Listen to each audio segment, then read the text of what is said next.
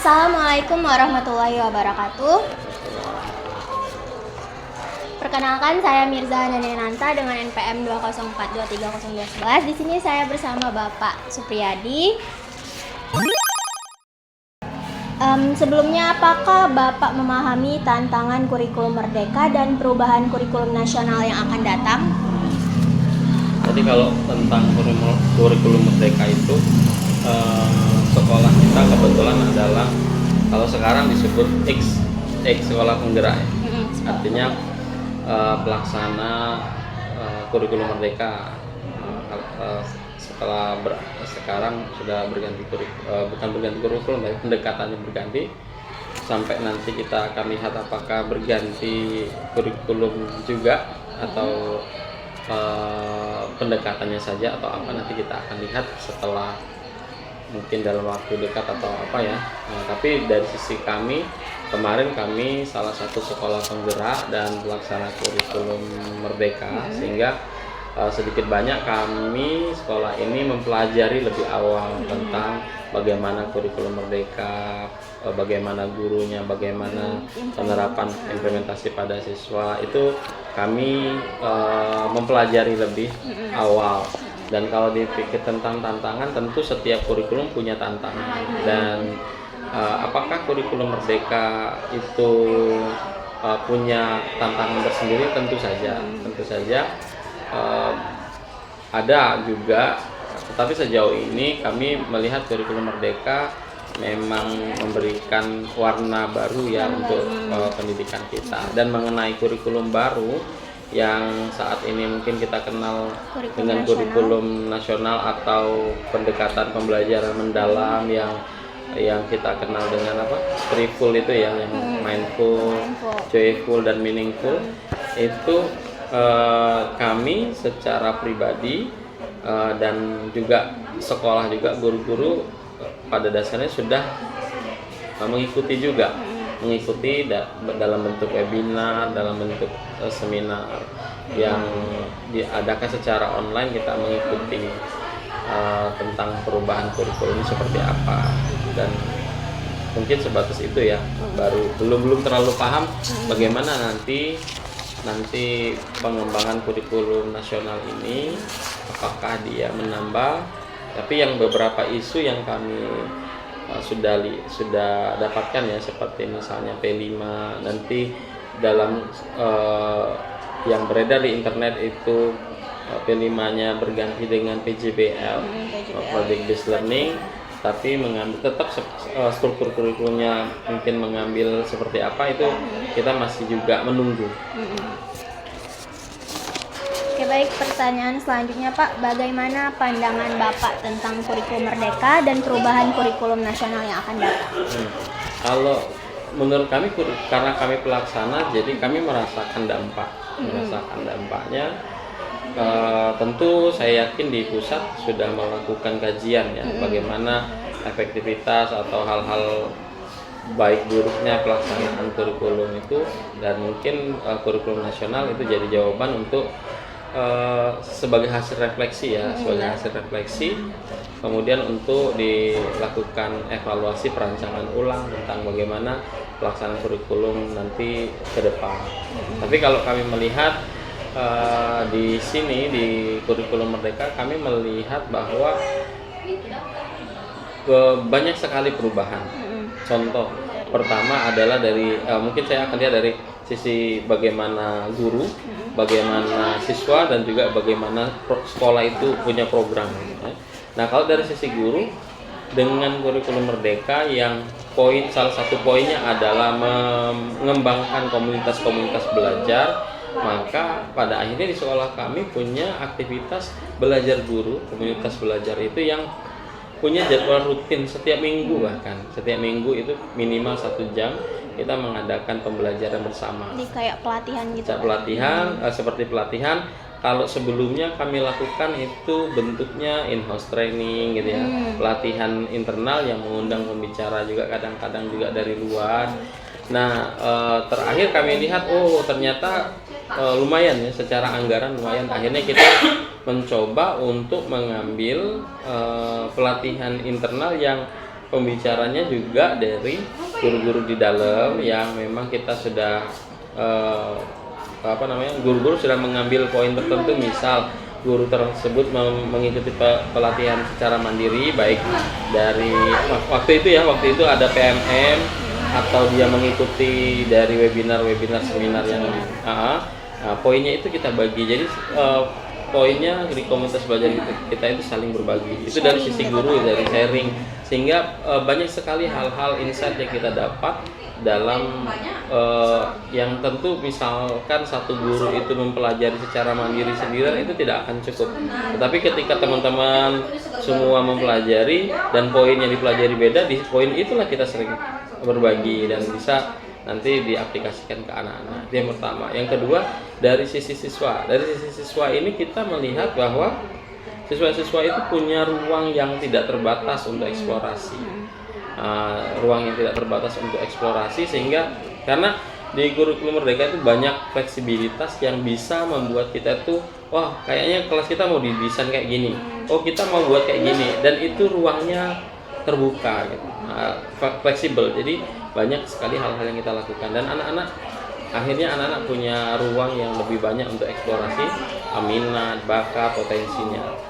Nah, kemudian dari sisi program, justru di kurikulum Merdeka ini mengajak kita, ayo membuat program-program yang dekat dengan kebutuhan sekolah, kebutuhan anak, kemudian sebisa mungkin menjadi ciri khas dari sekolah tersebut. Jadi akhirnya sekolah kita itu bisa punya banyak program-program baru yang kita inisiasi, yang diinisiasi oleh guru, oleh kepala sekolah, bahkan juga diskusi-diskusi kita yang kita lakukan bersama orang tua. Seperti itu. Lanjut. Perbedaan apa yang mendasar yang Bapak rasakan dan implementasikan antara kurikulum 2013 dengan kurikulum Merdeka? Yang sangat mendasar utama adalah pelaksanaan P5. Kemudian yang kedua juga yang mendasar adalah penguatan karakter. Mungkin sedikit sama ya, tapi ini ada bedanya. Jadi ada dari P5-nya, kemudian bagaimana pelatihan guru itu berbeda. Nah, misal yang di P5 itu kita bisa di kurikulum 2013, meskipun dia juga menggunakan pendekatan saintifik dulu ya, pendekatan saintifik, PJBL juga salah satu yang dipakai dalam kurikulum 2013, tetapi ketika di P5 itu kerjasama atau dibentuknya co-kurikuler itu yang membuat khasnya dari kurikulum Merdeka. Setiap guru akan bekerja sama untuk menyelesaikan satu proyek yang sama. Jadi lintas mata pelajaran,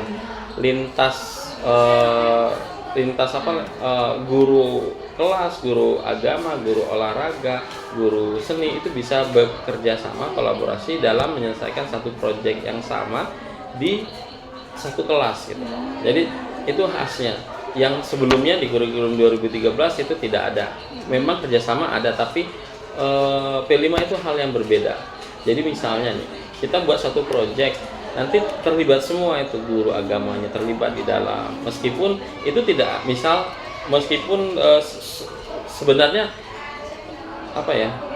profil pelajar Pancasila itu kan terkait semua. Tapi seolah-olah kalau misalnya kita buat ini kayaknya agama tidak masuk di dalam dalam dimensi yang ingin dikembangkan, misalnya akhlak mulia dan sebagainya, itu tidak masuk di dalam kegiatan P5 yang kita buat, tetapi guru agama ikut kok di dalam. Ikut serta gitu. Kalau dari dasar misalnya background pendidikan kayaknya nggak nyambung sepertinya, tapi sebenarnya ada nilai-nilai ketuhanan yang kita ajarkan dalam proyek yang beragam itu. Itu semuanya bisa terlibat. Jadi itu dari sisi P5-nya. Kemudian juga jadi co-kurikuler itu yang membuat sangat khas dari kurikulum Merdeka jika dibandingkan dengan kurikulum 2013. Nah, ini apa tanggapan Bapak terkait isu ganti menteri dan ganti kurikulum? Kalau ganti menteri, ganti kurikulum sebenarnya kita melihatnya positif saja, karena setiap ganti kepemimpinan mereka ingin melihat, pasti melakukan refleksi. Refleksi itu artinya berkaca terhadap apa yang sudah berjalan dan akan apa yang harus diperbaiki dan sebagainya. Itu pasti dilakukan oleh siapapun. Nah, tetapi sekarang masalahnya kalau kurikulum itu kan skalanya akan berdampak sangat besar.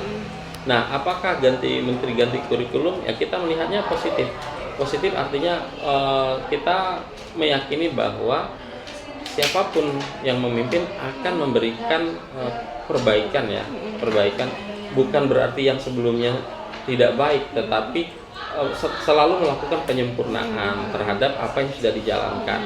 Dulu Pak Anies, sebelumnya lagi, jadi menteri-menteri pendidikan itu sudah juga melakukan, meskipun tidak, misalnya kayak kurikulum 2013 tidak dilakukan ganti nama, nah, tetapi ada bagian-bagian tertentu yang diganti yang artinya penyempurnaan. Seperti itu juga yang sekarang kurikulum nasional kan disebut bahwa bukan pengganti kurikulum, tapi bagaimana kurikulum yang sudah itu akan disempurnakan seperti itu ya, dengan yang kita lebih lebih terkenalnya dengan pendekatan mendalam tadi, pembelajaran mendalam. Nah, apakah sekolah Bapak telah menerapkan kurikulum Merdeka secara ideal? Nah, ini yang menarik. Idealisme apakah dimaknai sebagai melaksanakan sesuai dengan ketentuan? Kami yakin kami berupaya. Tapi kalau mengatakan diri kami ideal, kayaknya yang menilai itu harusnya orang luar. Ya. Tetapi dari indikator yang pelaksanaan kurikulum Merdeka, bagaimana guru juga ikut belajar, bagaimana siswa terlibat dalam pembelajaran sesuai minat, bagaimana kita melaksanakan pembelajaran terdiferensiasi, terus bagaimana kita melakukan kolaborasi, baik kolaborasi guru bersama guru lain, guru bersama siswa dan lain-lain, kita sudah melakukan semuanya. Meskipun kata ideal kayaknya masih agak berat ya, karena kita terus selalu melakukan evaluasi, refleksi terhadap apa yang kita lakukan. Nah, tetapi poin-poin tentang bagaimana P5 terlaksana, kemudian bagaimana guru-guru, intensitas guru mempersiapkan diri belajar untuk mengembangkan pembelajaran di kelas, pembelajaran menyenangkan dan sebagainya, kita sudah upayakan. Lanjut, tema apa yang paling sering dipilih dalam implementasi P5 pada kurikulum Merdeka? Untuk kami, kalau untuk kami tidak ada yang paling sering ya, hampir seluruh tema itu sudah kami implementasikan, karena kami tahun ini tahun ajaran baru belum tahu ya, nanti kita tunggu. Tapi sampai tahun ini kita sudah dari semuanya sudah melaksanakan kurikulum Merdeka, tidak ada lagi yang di sebagian sekolah masih kelas 3 dan 6-nya masih kurikulum 2013 ya. Tapi kalau kita sudah semua kurikulum Merdeka, dan setiap anak itu sudah merasakan tema-tema yang berbeda. Sebagai contoh, ada anak yang tentang kearifan lokal, di sini sudah pernah. Contohnya kita mengembangkan aksara ulung, itu salah satu yang kita angkat menjadi topik P5 kita. Kemudian ada juga yang tentang entrepreneur ya. Entrepreneur kita juga berlatih kewirausahaan. Itu kita kembangkan kita buat sanggar ekoprint ya. Jadi anak-anak menghasilkan kain yang mereka produksi sendiri bersama-sama rekan-rekan, dan itu masuk dalam temanya yang entrepreneur ya. Yang kaitannya dengan teknologi, kita juga melatih anak-anak untuk desain grafis yang diaplikasikan dalam bentuk kaos, yang basisnya tentang lingkungan kita juga ada. Jadi saya kira di sini sudah merasakan semua, tidak ada yang dominan, ini tidak, tapi anak-anak diharapkan setiap anak itu sampai dia menyelesaikan studinya di sini itu merasakan semua tema. Nah, apakah Bapak pernah mengikuti pelatihan kurikulum Merdeka? Sangat sering, tapi nggak tahu hitungannya berapa kali ya. Nah, kalau iya sudah berapa kali dan tingkat apa dan insight apa yang Bapak dapatkan?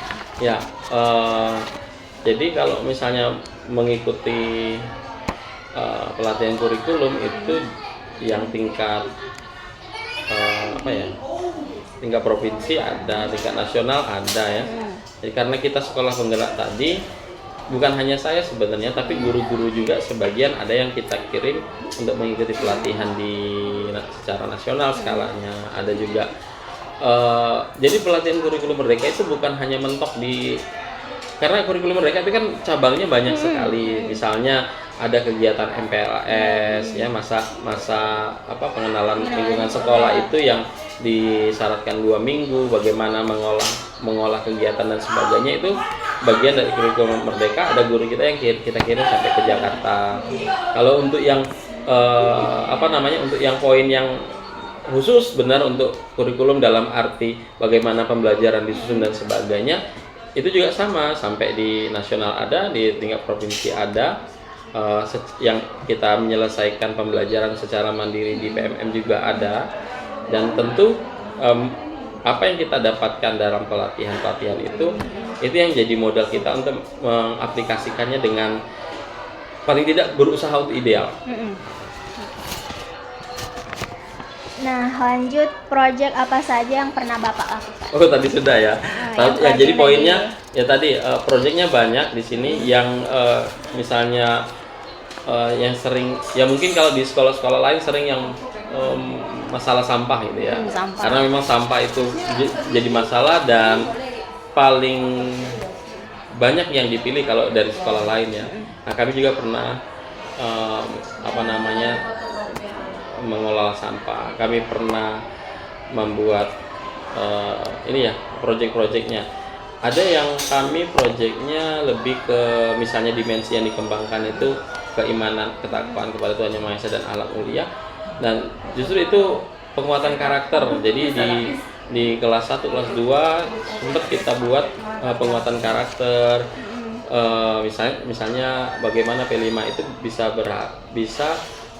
anak-anak tuh terbiasa untuk mengucapkan kata ajaib, minta tolong, terima kasih, maaf gitu ya, dan lain-lain. Jadi itu pernah. Nah, yang saya juga ceritakan tadi, kami sudah pernah melakukan yang kearifan lokal itu aksara ulu, yang entrepreneur itu tentang ekoprint tadi. Ada juga kami desain kaos kalau yang sifatnya produk ya. Ada juga yang saat ini juga sedang jalan, itu malah anak-anak kita latih untuk merajut, dan beberapa anak sudah berhasil membuat dompet pertamanya, membuat gantungan wadah minum pertamanya. Jadi itu yang banyak sih sudah dilakukan untuk ini. Nah, ini apakah harapan Bapak dengan melaksanakan kurikulum Merdeka? Harapannya? Banyak sekali hal yang tentu kami di sekolah ini harapkan bisa menjadi contoh, juga bisa menjadi model pelaksanaan kurikulum Merdeka. Kami berharap kami bisa berkontribusi di bidang di situ. Karena kami beberapa kali melakukan kayak panen karya ya. Anak-anak dari karyanya di kelas-kelas itu kita tampilkan, semua hadir, wali murid, pihak terkait, pengawas dan sebagainya, untuk melihat kemajuan anak-anak kita di bidang dalam kurikulum Merdeka ini. Kami berharap kami bisa berkontribusi juga sebagai sekolah yang menjadi model ya. Meskipun nanti berganti ya, kami berharap sekolah kami nanti akan menjadi sekolah pertama lagi yang belajar tentang kurikulum nasional, tentang bagaimana pembelajaran mendalam nanti bisa diterapkan di sekolah. Kami sangat siap dan sangat ingin untuk ke sana. Tapi di kurikulum Merdeka kami sudah melakukan hal-hal itu. Dan Selain itu, harapan kami dengan kurikulum Merdeka tentu targetnya sebenarnya kan tercapainya visi pendidikan Indonesia ya, yang terangkum dalam profil pelajar Pancasila. Jadi kita harapkan anak-anak kita itu sampai di sana, anak-anak yang anak-anak yang baik dalam arti dia tidak melakukan hal-hal buruk ya, tidak mudah terpengaruh dengan hal-hal buruk ya, tidak mudah terpancing dengan informasi-informasi yang distorsinya sudah sangat luas sekarang. Terus anak-anak yang kreatif, anak-anak yang mandiri ya, gitu harapannya anak-anak kita seperti itu. Ini menurut Bapak, apakah kurikulum Merdeka sesuai dengan kebutuhan siswa dan pembelajaran? Contohnya seperti apa? Ya, kalau kebutuhan, apakah sesuai dengan kebutuhan? Sejauh ini yang kami pahami itu sesuai, ya, sesuai. Terlepas dari mungkin pasti ada hal-hal yang yang perlu dievaluasi juga ya. Tapi sejauh ini dengan kurikulum Merdeka itu tadi ruang eksplorasi anak itu jadinya lebih luas gitu. Dulu kita tidak terbayang, misal kayak kami mau memilih tema kearifan lokal dalam P5 kami dan mengangkat tentang aksara ulu. Sedangkan kalau misalnya aksara ulu yang sifatnya kearifan lokal itu harus ada misalnya muatan lokal. Nah, muatan lokal itu harus ada perdanya, harus ada peraturan daerahnya yang memberikan izin, silakan dilaksanakan muatan lokalnya ini gitu ya. Nah, kan kita agak ini kan ya, kita peluangnya itu kecil, tapi pas ada P5 kita bisa mengambil itu dengan rasional atau dengan dasar apa gitu, kita mengambil aksara ulu itu kan. Nah, itu kita bisa fleksibel. Nah, dan terakhir kemarin kita juga lihat muatan lokal kita sudah memasukkan ya, dan aksara ulu itu baru diterapkan kalau di muatan lokal yang disusun oleh Dinas Pendidikan kita itu baru diterapkan atau dikenalkan di SMP. Nah, sedangkan kami yang ingin karena kami ada guru-guru yang kami kirim untuk ikut pelatihan aksara ulu, kami ingin anak-anak mengenal juga. Nah, akhirnya kami tidak berada di bawah muatan lokal yang memang tadi ketentuannya harus ada perdanya. Nah, kami coba mengambilnya di P5. Jadi itu keuntungannya, ruang eksplorasinya lebih luas gitu. Ini bagaimana interaksi guru dengan siswa selama implementasi kurikulum Merdeka? Ya. Nah, ini yang juga menarik di sekolah kami, jadi teman-teman guru ini sering membuat video pembelajaran, maksudnya video aktivitas mereka di dalam kelas. Dan kami di sini itu punya satu ruang pengumpulan karya guru itu kita buat drive bersama.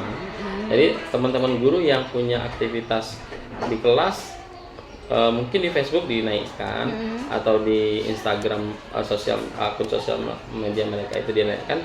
Tapi kami juga ingin melihat aktivitas guru dalam kelas. Kalau sosial media kan kadang-kadang kita juga tidak terlalu lihat di situ juga kan. Tapi kalau di drive bersama itu yang memang kontennya adalah kegiatan-kegiatan guru itu dinaikkan ke situ, ya, kita lihat ternyata seperti ini aktivitas anak-anak bisa bermain di dalam pembelajaran yang didesain dengan menyenangkan, tetapi kita tetap dapat insight dari pembelajaran hari itu. Kemudian ya interaksinya positif, anak-anak anak-anak yang kita lihat mungkin ada yang takut berpendapat dan sebagainya, semuanya bisa terlibat dalam pembelajaran dengan baik. Ini dalam pengembangan program, Pak, bagaimanakah Bapak memasukkan unsur literasi, saintifik, HOTS, P5, keterampilan abad 21 di dalam modul yang Bapak buat? Pertama, kita punya visi sekolah. Visi sekolah itu kita kaji sama-sama. Visi sekolah itu kita bangun dari mengadakan pertemuan guru, kepala sekolah, warga sekolah, maksudnya perwakilan orang tua murid, komite, siswa juga kita undang, dari pihak pengawas kita undang, kita angkat semuanya. Oh, kita maunya apa dari visi itu. Nah, dari visi itu kita punya sampai akhirnya turunlah menjadi program sekolah. Nah, program sekolah kita kebetulan salah satu topik yang kemarin kita perlukan untuk diterapkan di sekolah kita itu adalah namanya gerakan literasi. Gerakan literasi namanya GEL 36. Ada gerakan literasi 36. Nah, itu salah satu program yang kita punya di sekolah ini. Nah, itu masuk di dalam modul yang kita susun. Guru-guru kita latih bagaimana literasi itu harus diajarkan. Guru-guru kita latih bagaimana mereka menuangkan ide lewat tulisan. Baru nanti setelah gurunya siap, nah gurunya juga memasukkan konten bagaimana membaca nyaring, bagaimana membaca bermakna, bagaimana kita mau memaksimalkan fungsi perpustakaan itu kita maksimalkan. Itu dalam program juga dalam modul yang kita susun. Dalam program itu biasanya kurikulum itu diwakilkan dengan namanya KSP ya, kurikulum satuan pendidikan. Kita dokumen yang kita jadikan panduan dalam pelaksanaan seluruh kegiatan di sekolah, baik kegiatan itu sifatnya kegiatan guru maupun kegiatan siswa maupun pembelajaran dalam kelas. Jadi kita masukkan dalam program itu. Nah, gerakan literasi itu tidak hanya menyapa anak, tapi juga menyasar ke guru dulu. Karena masalah literasi itu sebenarnya juga siswa juga guru. Yang nggak suka baca itu bukan hanya siswa, guru juga nggak suka baca. Maka guru juga harus dilatih suka baca. Nah, kita pelatihan guru sudah berapa kali yang kaitannya dengan literasi. Nah, setelah guru dilatih, maka guru punya modal untuk bagaimana mengaplikasikan. Dan banyak kegiatan-kegiatan literasi kita, misalnya ada panggung Jumat ya. Panggung Jumat itu kegiatan literasi anak yang mereka akan menampilkan hasil literasinya bisa ditampilkan dalam kegiatan panggung Jumat. Jadi banyak sekali. Nah, yang terakhir Pak, insight apa yang dapat Bapak berikan kepada mahasiswa seperti kami calon guru SD? Yang jelas perubahan itu pasti. Kalau bahasa yang sering bentuknya dalam dalam quote ya, perubahan adalah sebuah keniscayaan. Yang paling penting dari perubahan adalah adaptasi.